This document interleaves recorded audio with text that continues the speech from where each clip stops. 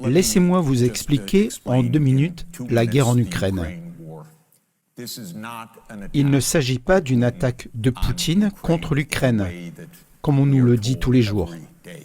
Cela a commencé en 1990, lorsque James Baker, le 3e secrétaire d'État de notre pays, a déclaré à Mikhail Gorbatchev que l'OTAN ne se déplacerait pas d'1 pouce vers l'Est si l'Allemagne acceptait l'unification.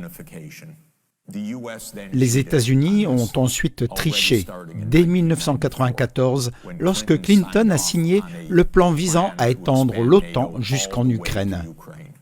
C'est à ce moment-là que les néoconservateurs ont pris le pouvoir. L'élargissement de l'OTAN a commencé en 1999 avec la Pologne, la Hongrie et la République tchèque. Ensuite, les États-Unis ont mené des bombardements sur la Serbie en 1999. Une utilisation de l'OTAN pour bombarder une capitale européenne, Belgrade, pendant 78 jours consécutifs pour briser le pays. Les Russes n'ont pas beaucoup apprécié cela. Mais même Poutine a commencé à être pro-européen, pro-américain. Il a même émis le souhait de rejoindre l'OTAN, lorsqu'il y avait encore l'idée d'une sorte de relation et de respect mutuel. Le 11 septembre est arrivé, puis l'Afghanistan est arrivé, et les Russes ont dit « Oui, nous vous soutiendrons. Nous comprenons le fait qu'il faut éradiquer le terrorisme. » En 2002, les États-Unis se sont retirés unilatéralement du traité sur les missiles antibalistiques, ce qui a conduit les États-Unis à déployer des systèmes de missiles en Europe de l'Est, que la Russie considère comme une menace directe et grave pour sa sécurité nationale, en rendant possible une frappe de décapitation de missiles à quelques minutes de Moscou. En 2004-2005, nous nous sommes engagés dans une opération de changement de régime en douceur en Ukraine, la soi-disant première révolution colorée. Mais en 2009, Yanukovych a remporté les élections et est devenu président en 2010, sur la base d'une neutralité pour l'Ukraine.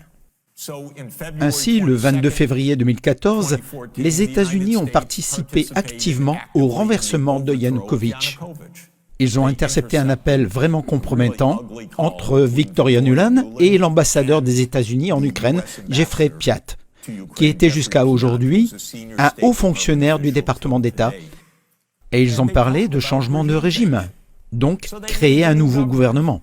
Ensuite, les États-Unis ont déclaré « Ok, maintenant l'OTAN va vraiment s'élargir » et Poutine n'arrêtait pas de dire « Stop, vous avez promis qu'il n'y aurait pas d'élargissement de l'OTAN ». Estonie, Lettonie, Lituanie, Bulgarie, Roumanie, Slovaquie, Slovénie, 7 pays de plus. Pas un pouce de plus vers l'Est, ont-ils dit. Le 15 décembre 2021, Poutine a mis sur la table un projet d'accord de sécurité entre la Russie et les États-Unis. Le principe de base est qu'il n'y aura pas d'élargissement de l'OTAN. L'opération militaire spéciale a commencé et 5 jours plus tard, Zelensky a dit « D'accord, d'accord, neutralité ». Et puis les États-Unis et la Grande-Bretagne ont dit « Pas question. Vous les gars, continuez à vous battre, nous vous soutenons. Nous ne sommes pas en première ligne, vous allez tous mourir, mais nous vous soutenons. » Cela représente 600 000 morts parmi les Ukrainiens, depuis que Boris Johnson s'est rendu à Kiev pour leur dire d'être courageux. C'est absolument épouvantable. Nous devons comprendre que nous n'avons pas affaire, comme on nous le dit tous les jours, à un fou comme Hitler.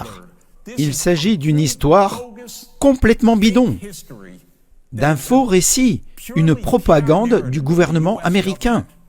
Nous jouons avec le feu ici. Que Dieu nous préserve qu'une puissance nucléaire s'en prenne à nous.